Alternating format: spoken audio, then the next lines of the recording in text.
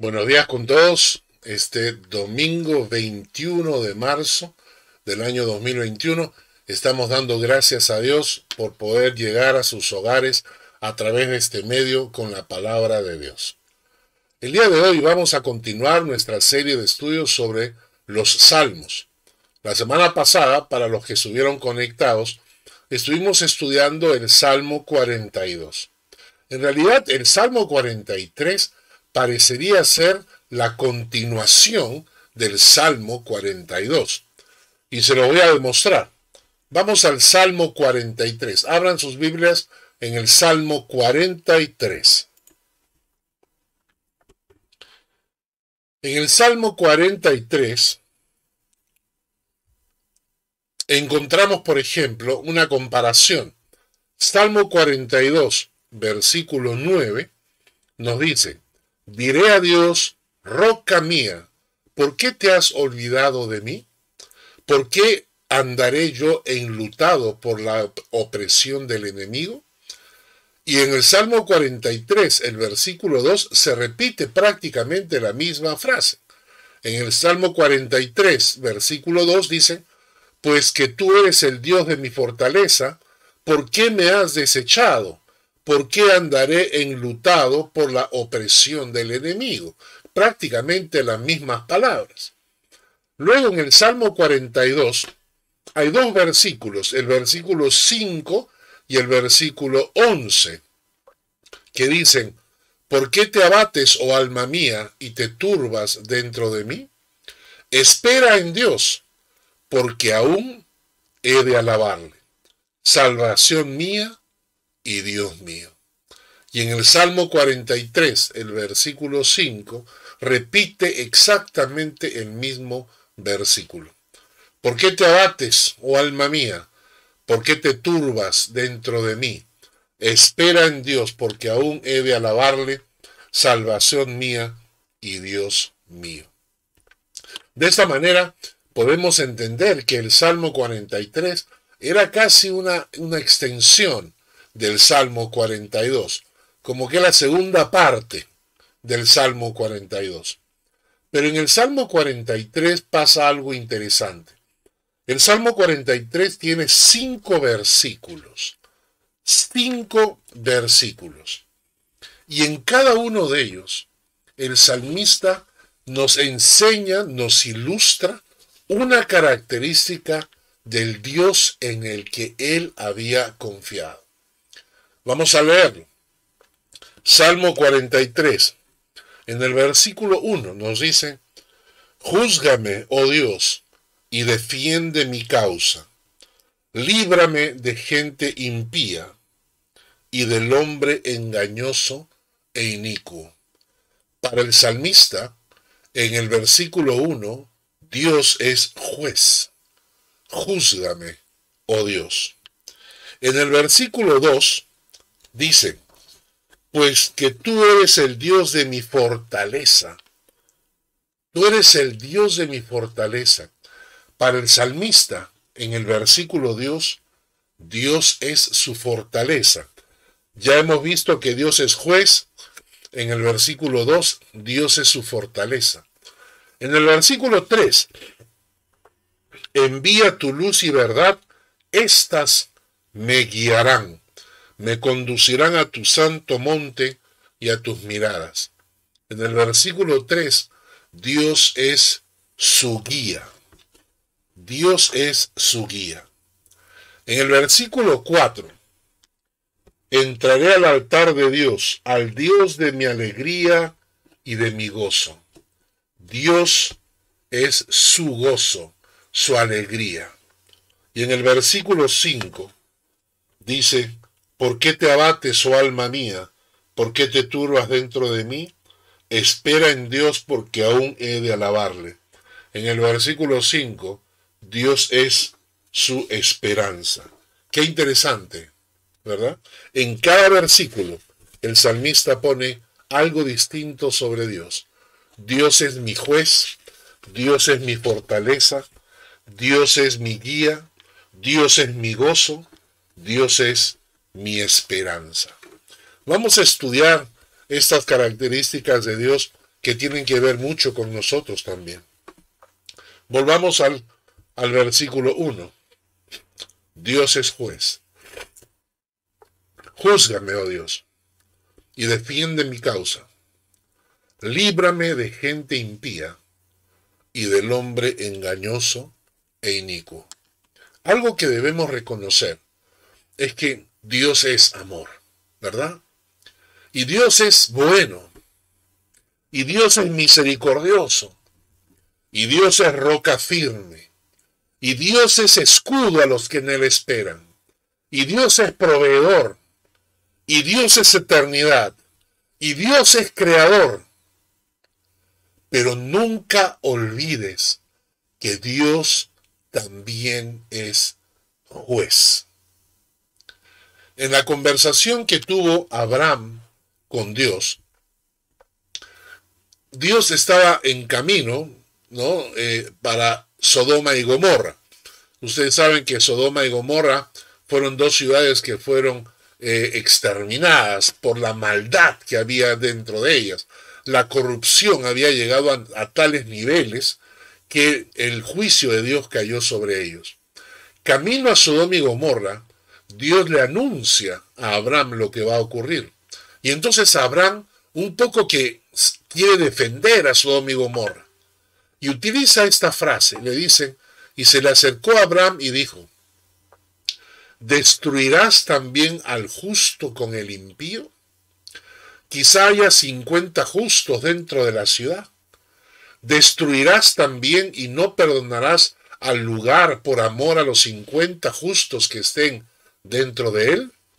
Lejos de ti el hacer tal, que hagas morir al justo con el impío, y que sea el justo tratado como el impío. Nunca tal hagas, y ahí viene la frase, el juez de toda la tierra no ha de hacer lo que es justo. La Biblia enseña muchísimas veces que Dios es el juez de toda la tierra. El Salmo 7, versículo 11, nos dice, Dios es juez justo, y Dios está airado contra el impío todos los días. En Isaías 33 dice, porque Jehová es nuestro juez, Jehová es nuestro legislador, Jehová es nuestro rey, él mismo nos salvará. ¿Qué significa que Dios es juez? En primer lugar, Dios juzga a las personas para salvación o para condenación. ¿Escucharon bien? El primer paso en Romanos nos dice que en el día en que Dios juzgará por Jesucristo los secretos de los hombres conforme a mi evangelio. Dios como juez determina si una persona merece ir a la presencia del Padre o merece condenarse. ¿En base a qué? En base a nuestros pecados. ¿No es cierto? Ahora, la pregunta es esta. ¿Acaso no todos pecamos? ¿Acaso no es cierto que no hay hombre en la tierra que haga el bien y nunca peque? Lo dice la Biblia. ¿Acaso tú que me escuchas no has pecado? Entonces, voy a hacer algunas preguntas. Por ejemplo, ¿has mentido una vez en tu vida? No digamos una vez. ¿Has mentido varias veces en tu vida? Muy bien. Si has mentido varias veces en tu vida, entonces, ¿qué título pueden ponerte? Nosotros somos mentirosos. ¿No es cierto? Bueno. Dice la Biblia que si tienes malos pensamientos para una mujer, ya adulteraste con ella en tu corazón. ¿Has tenido malos pensamientos alguna vez en tu corazón pensando en alguna mujer? No una, varias veces. Por lo tanto, somos adúlteros. ¿Hemos robado alguna vez algo? ¿Nos hemos quedado con algo que no era nuestro? ¿O no hemos devuelto un vuelto en una compra? ¿Hemos engañado de alguna manera? Entonces somos ladrones, estafadores. Y la pregunta es, ¿Merece un mentiroso, adúltero, ladrón entrar en el reino de Dios? Claro que no.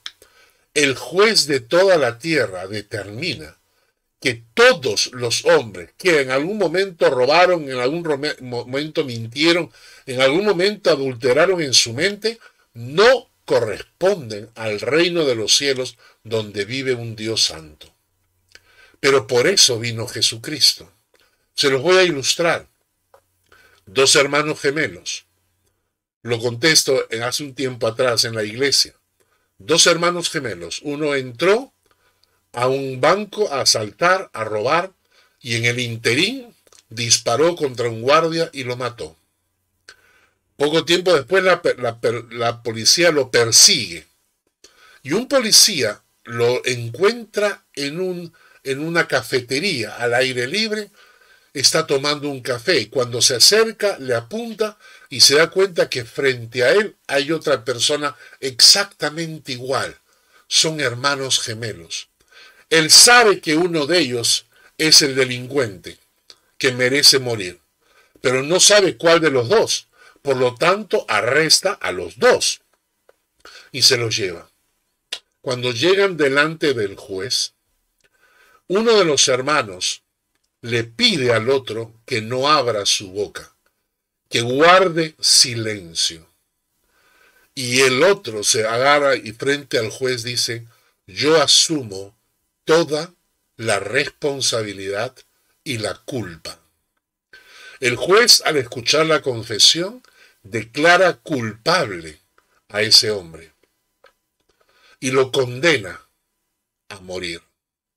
E inmediatamente, al condenar a uno, tiene que liberar al otro, porque solo uno de ellos era culpable.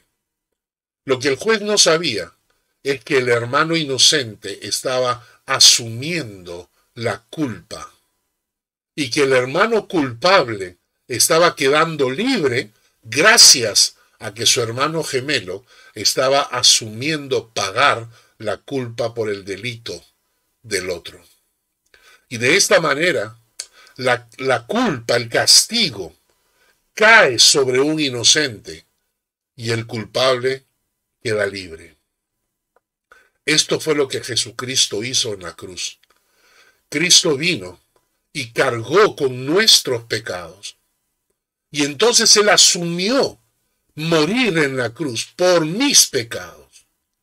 En el momento en que Jesucristo asume eso, automáticamente el otro hermano queda libre y queda justificado. Y por eso es que la Biblia dice que por medio de la obra de Cristo en la cruz, nosotros quedamos libres de culpa y podemos entrar al reino de Dios. El juez de toda la tierra, eso es lo que hace. Por eso, solamente hay salvación para los que estén en Cristo. Solamente hay perdón para los que están en Cristo, porque Cristo cargó el pecado, la culpa de ellos y murió en la cruz por eso. Entonces solamente quedan libres y justificados aquellos que han recibido de Cristo el perdón, la muerte en la cruz en forma sustitutoria. Nosotros entonces, el juez de toda la tierra, juzga a los hombres y encuentra que todos los hombres somos pecadores. Pero luego encuentra un remanente, un grupo pequeño, y dice, pero estos de acá no tienen culpa. ¿Por qué? Porque Cristo asumió la culpa por ellos. A través de Cristo recibimos de parte del juez el perdón y la justificación. Lo primero que hace Dios como juez de toda la tierra es condenar a los pecadores y librar a aquellos que por la muerte de Cristo en la cruz han recibido el perdón. 1 Corintios 1:30 dice, mas por Él estáis vosotros en Cristo Jesús, el cual nos ha sido hecho por Dios sabiduría, justificación, santificación y redención. Y el pasaje de Romanos, siendo justificados gratuitamente por su gracia mediante la redención que es en Cristo Jesús. Jesucristo nos compró a precio de sangre. Él es el juez de toda la tierra. Dios es el juez de toda la tierra y lo primero que hace es librarnos del juicio que nos corresponde en base a la muerte de Cristo en la cruz. La segunda cosa que hace Dios como juez es premiar. Cuando ya eres salvo, recibes premio. Dice, Dios premiará a los justos en base a su vida y castigará a los impíos en base a su vida. Es decir, ya está determinado por la obra de Cristo en la cruz quién es salvo y quién no lo es. Pero luego, cuando ya estás en posición de salvación o de condenación, a eso se añade la carga por tu vida. Por lo que has hecho en la vida, recibirás premio o recibirás mayor castigo. Miren estos textos bíblicos. Te encarezco delante de Dios y del Señor Jesucristo, que juzgará a los vivos y a los muertos en su manifestación y en su reino, que prediques la palabra, que instes a tiempo y fuera de tiempo, redarguye, reprende, exhorta con toda paciencia y doctrina. Pablo le está diciendo a Jesucristo, te encarezco delante de Dios y del Señor Jesucristo, que juzgará a los vivos y a los muertos en su manifestación y en su reino. Habrá un juicio. Según de Timoteo 4:8 dice Pablo, por lo demás me está guardada la corona de justicia, la cual me dará el juez justo en aquel día, y no solo a mí, sino también a los que aman su venida. Hay corona, y esta corona la entrega Dios, el juez justo. Y también todos pasaremos frente al trono blanco en el gran juicio final. Romanos 14:10 dice, pero tú, ¿por qué juzgas a tu hermano? ¿O tú también, por qué menosprecias a tu hermano? Porque todos compareceremos ante el tribunal de Cristo. Y en Apocalipsis 11:18 nos dice, y se airaron las naciones y tu ira ha venido, y el tiempo de juzgar a los muertos y de dar el galardón, dar el premio, dar la corona. ¿A quiénes? A tus siervos los profetas, a los santos, a los que temen tu nombre, a los pequeños y a los grandes, y de destruir a los que destruyen la tierra. Así que, de una u otra forma, todos vamos a estar frente al gran trono blanco un día, frente a ese gran juicio final. Y Dios premiará, dará galardón a sus siervos, a los santos, a los que temen tu nombre, sean pequeños o sean grandes. Y los que no, recibirán también su castigo. Otro texto más en Apocalipsis 20:12. Y vi a los muertos grandes y pequeños de pie ante Dios. Y los libros fueron abiertos. Y otro libro fue abierto, el cual es el libro de la vida. Y fueron juzgados los muertos por las cosas que estaban escritas en los libros según sus obras. El libro de la vida es donde está escrito el nombre de los que son salvos. Los otros libros son en realidad nuestras vidas. Tu vida es un libro y en ese libro está escrito tus obras. Y seremos juzgados, sea para bien, sea para mal. Cada uno será, su libro será abierto. Claro, si ya tienes salvación en Cristo, serás salvo. Pero sobre eso viene tu corona. Por tanto, si este juez, si mi Dios es juez, y mi Dios determina salvación o condenación en base a la obra de Cristo, si mi Dios premia, como dice Pablo, tengo corona que me espera, Si vamos a tener un juicio ante el gran trono blanco de Dios, entonces, ¿cómo debo vivir mi vida? Hay un texto que me encanta. Eclesiastés 11:9. Alégrate, joven, en tu juventud, y tome placer tu corazón en los días de tu adolescencia, y anda en los caminos de tu corazón y en la vista de tus ojos. Pero sabe que sobre todas estas cosas te juzgará Dios. Este pasaje es precioso porque te dice, disfruta de la vida.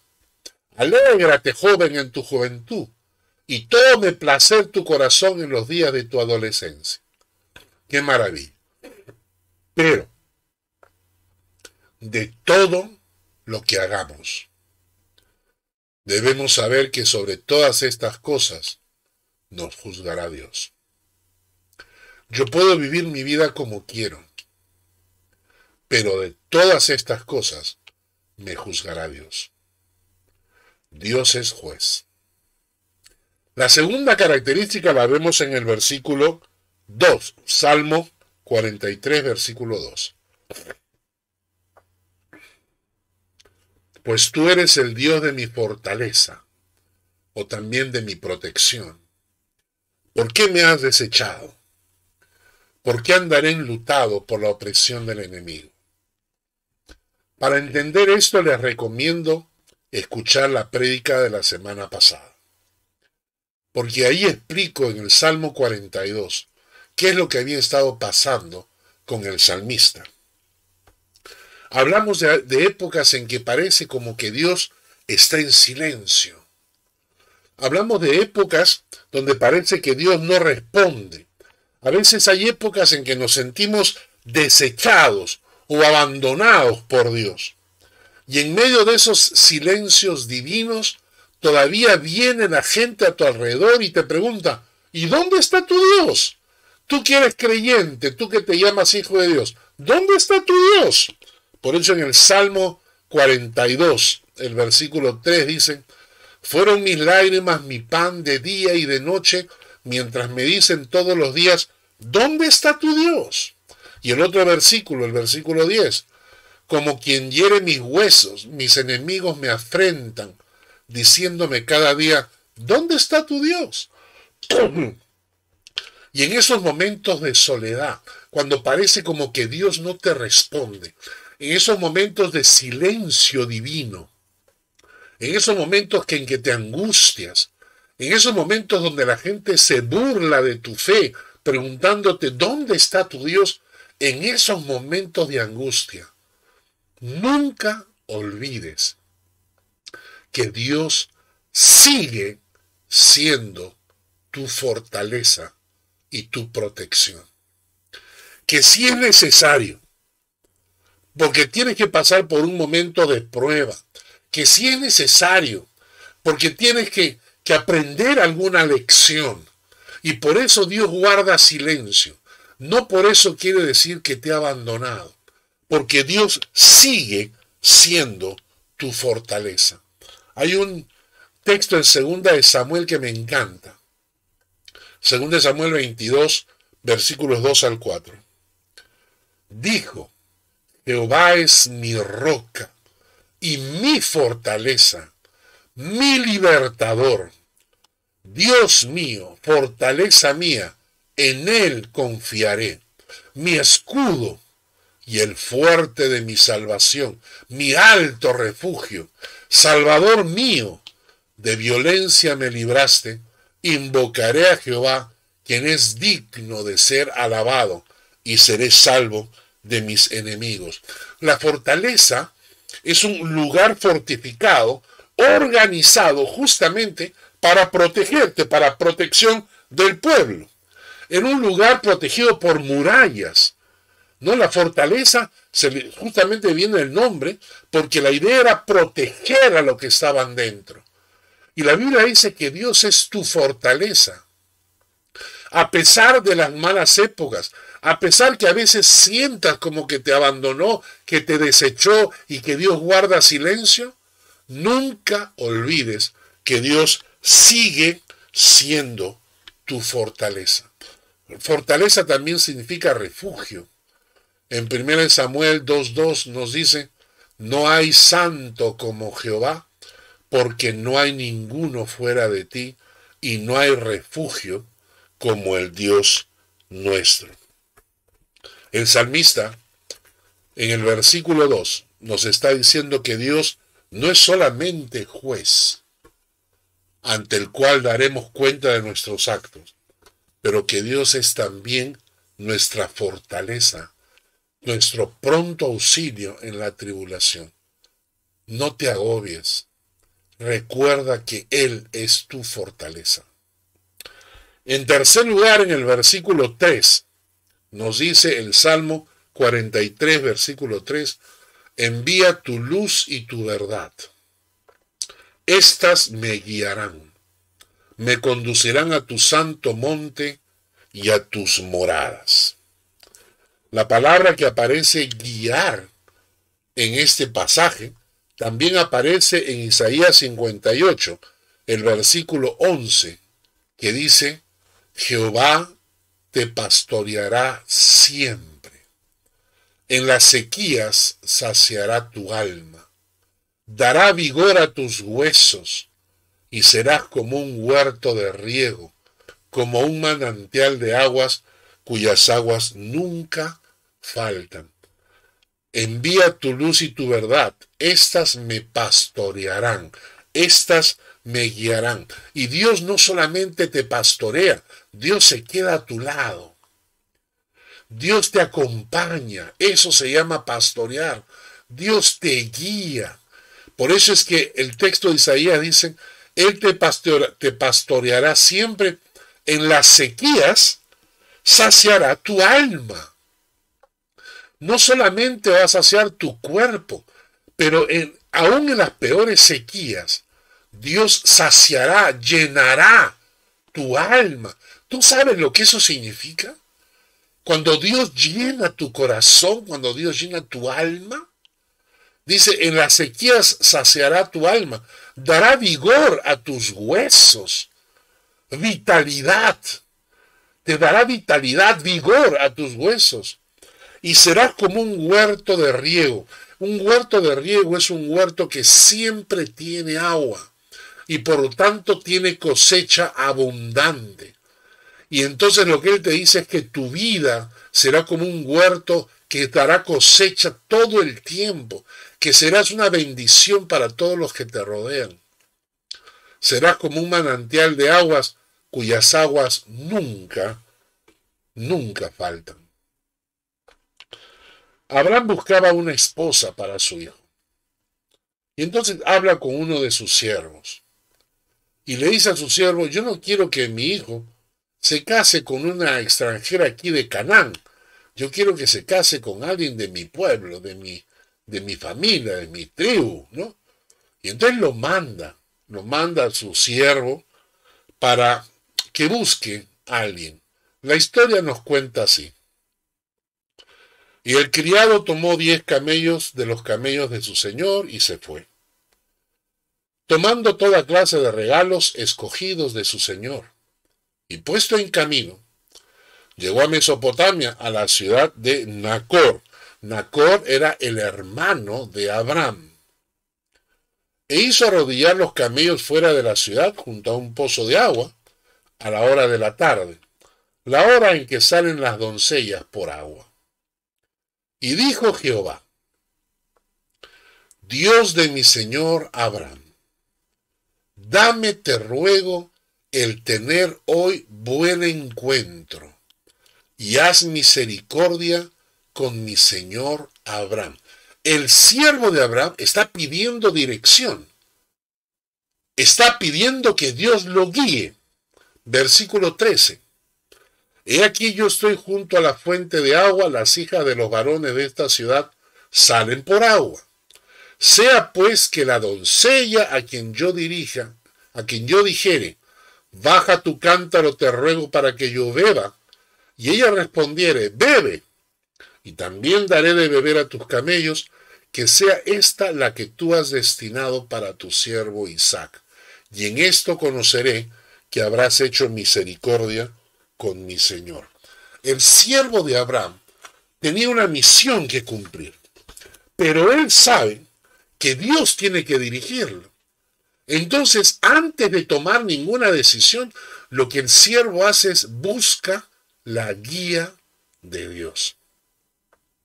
Busca la guía de Dios. Se pone a orar y le dice, Señor, guíame tú. Miren qué resulta. Aconteció que antes de que él acabase de hablar, he aquí Rebeca, que había nacido en Betuel, hija de Milca, mujer de Nacor, hermano de Abraham, la cual salía con su cántaro sobre su hombro. Y la doncella era de aspecto muy hermoso, virgen, a la que varón no había conocido, la cual descendió a la fuente, llenó su cántaro y se volvía. Entonces el criado corrió hacia ella y le dijo, te ruego que me des a beber un poco de agua de tu cántaro. Ella respondió, bebe, señor mío, y se dio prisa a bajar su cántaro sobre su mano y le dio a beber. Y cuando acabó de darle de beber, le dijo, también para tus camellos sacaré agua, hasta que acaben de beber. Y se dio prisa y vació su cántaro en la pila y corrió otra vez al pozo para sacar agua y sacó para todos sus camellos. Cuando Dios guía, Dios bendice. Y vemos acá un típico ejemplo de Dios guiando al siervo de Abraham. Porque el siervo de Abraham había buscado primero la dirección de Dios antes de tomar ninguna decisión. Cuando Dios guía, Dios bendice. En Génesis 24:7, el siervo de Abraham ora de esta manera. Bendito sea Jehová, Dios de mi amo Abraham, que no apartó de mi amo su misericordia y su verdad, guiándome Jehová en el camino a casa de los hermanos de mi amo. ¿Qué es lo que pasa? Que él le había preguntado a Dios, que él había buscado la dirección de Dios. Y entonces Dios lo guía. A veces nosotros, hermanos, no hacemos esto. A veces nosotros en realidad queremos tomar decisiones y luego le pedimos que Dios las bendiga. Tomamos la decisión sin consultarle a Dios. La clave para que Dios te guíe es que aprendas a buscar la guía de Dios antes de tomar decisiones. Antes de tomar decisiones. Y otra cosa también que ayuda muchísimo es la palabra de Dios. La palabra de Dios guía. Juan 17:17 dice, santifícalos en tu verdad, tu palabra es verdad. Y recuerden que el Salmo empieza diciendo, envía tu luz y tu verdad, porque éstas me guiarán. Así que yo les doy dos consejos.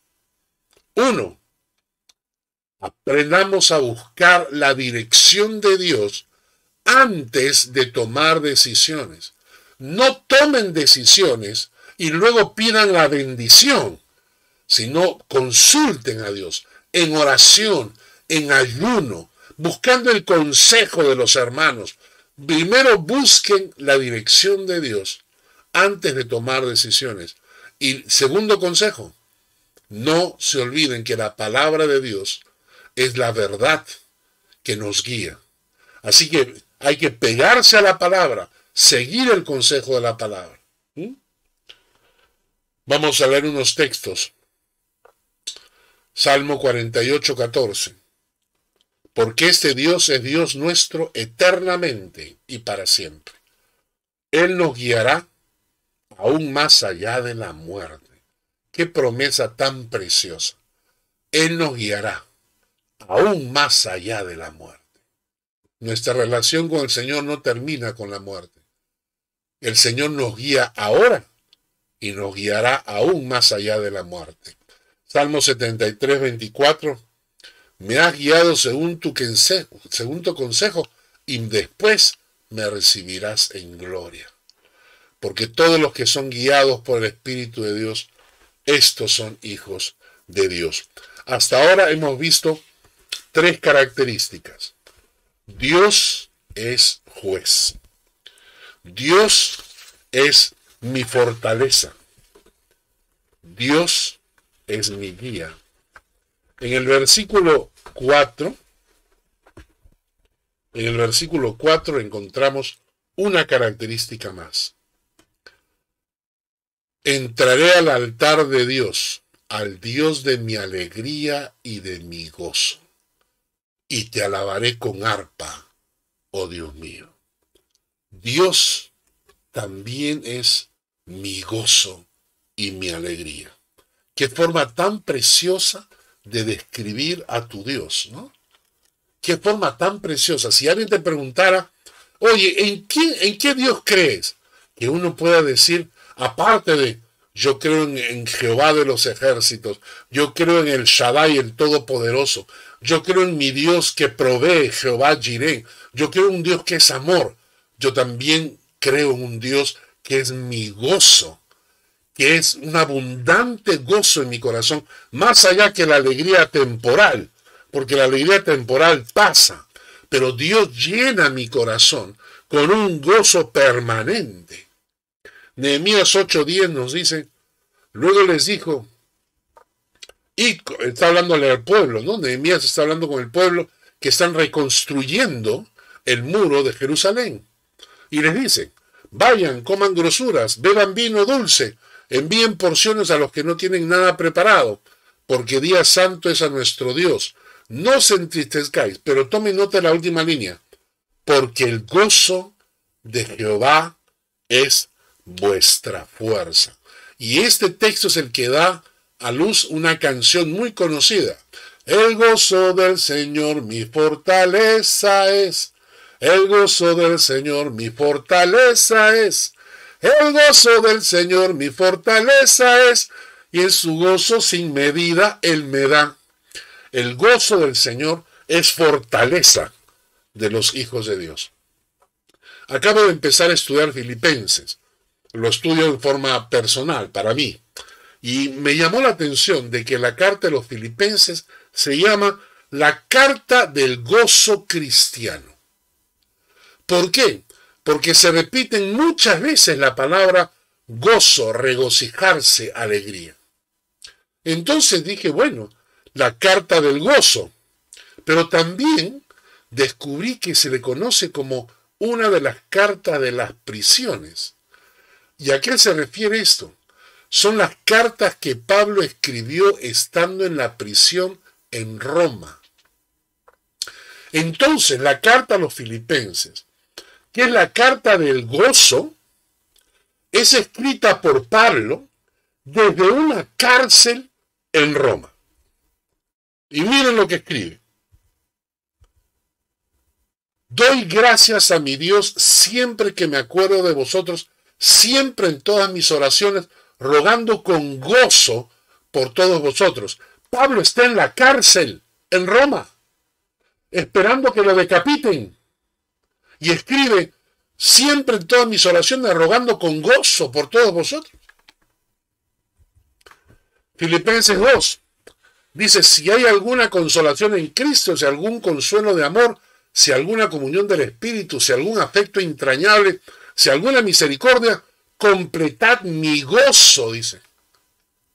Completad mi gozo, sintiendo lo mismo, teniendo el mismo amor, unánimes, sintiendo una misma cosa. Y Pablo está en la cárcel en Roma. Filipenses capítulo 2, versículos 17 y 18.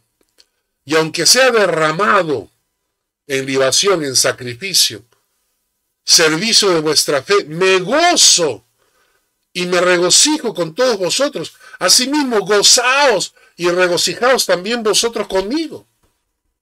Dios. Y luego les escribe, regocijaos en el Señor siempre.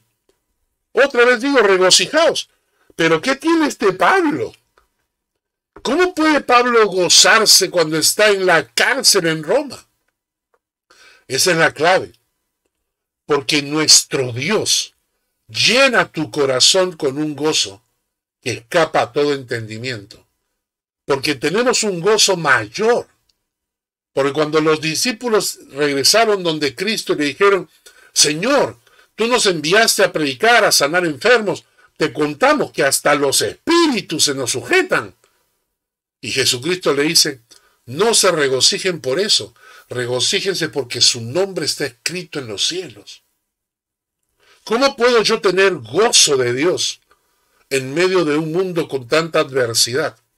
Pablo lo enseña. En Hechos de los Apóstoles, ellos habían sido presos.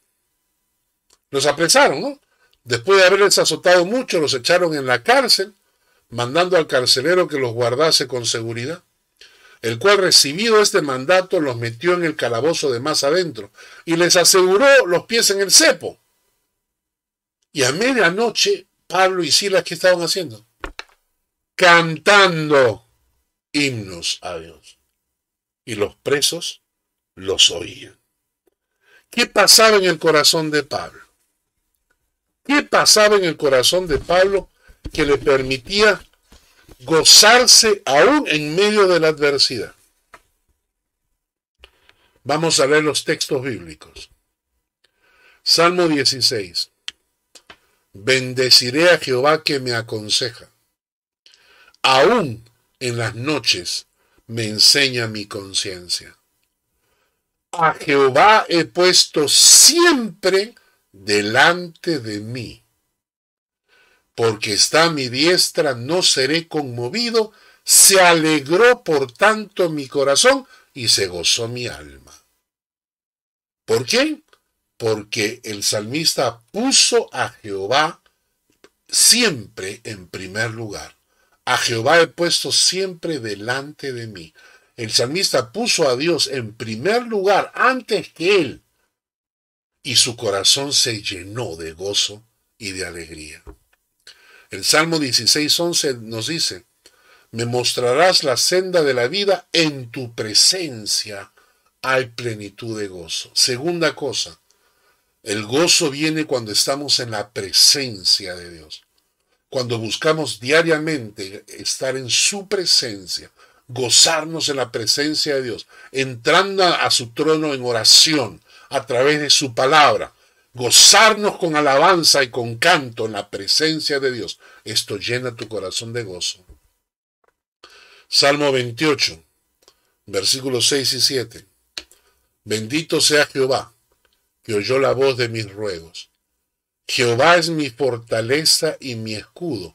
En él confió mi corazón y fui ayudado, por lo que se gozó mi corazón. El salmista confió, descansó en el Señor, vio cómo Dios lo ayudaba y su corazón se llenó de gozo. Otra característica más. Y en el Salmo 51, este es un texto que a mí me encanta. Crea en mí, oh Dios, un corazón limpio. Renueva un espíritu recto dentro de mí. No me eches de delante de ti y no quites de mí tu Santo Espíritu. Vuélveme el gozo de tu salvación y espíritu noble me sustente. A veces equivocamos el camino y nos alejamos del Señor, o cometemos actos que nos separan de Dios. Hay que volver al Padre. Hay que volver a Dios en arrepentimiento, en oración, pidiendo perdón. Y luego clamas a Él y le dices, Señor, vuélveme el gozo de tu salvación. No quiero perder el gozo de tu salvación. Un último texto, Jeremías 15:16. Fueron halladas tus palabras y yo las comí. Y tu palabra me fue por gozo y por alegría de mi corazón, porque tu nombre se invocó sobre mí. Oh Jehová, Dios de los ejércitos. Qué precioso. Jehová es mi juez. Jehová es mi fortaleza.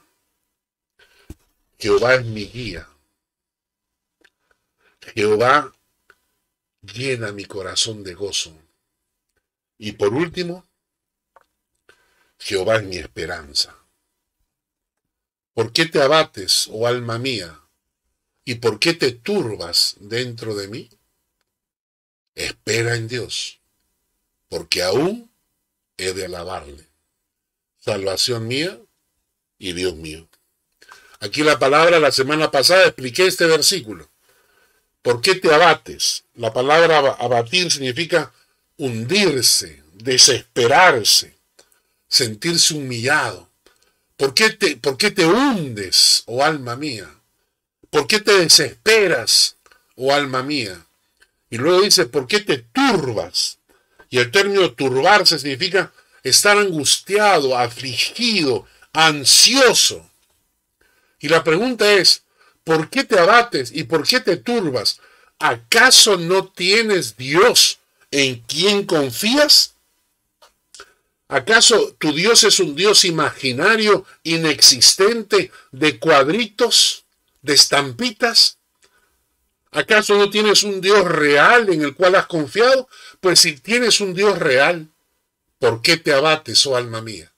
¿Acaso no tienes un Dios en quien confías? ¿Acaso no tienes un Dios en el que has creído? Pues si tienes un Dios misericordioso, poderoso, si en ese Dios has confiado, ¿por qué te abates? ¿Por qué te turbas? Espera en Dios, porque aún he de alabarle. Dios como nuestra esperanza. Qué precioso este salmo. Repitamos. Dios es nuestro juez. Dios nuestra fortaleza. Dios nuestro guía. Dios nuestro gozo. Dios nuestra esperanza. Que Dios les bendiga.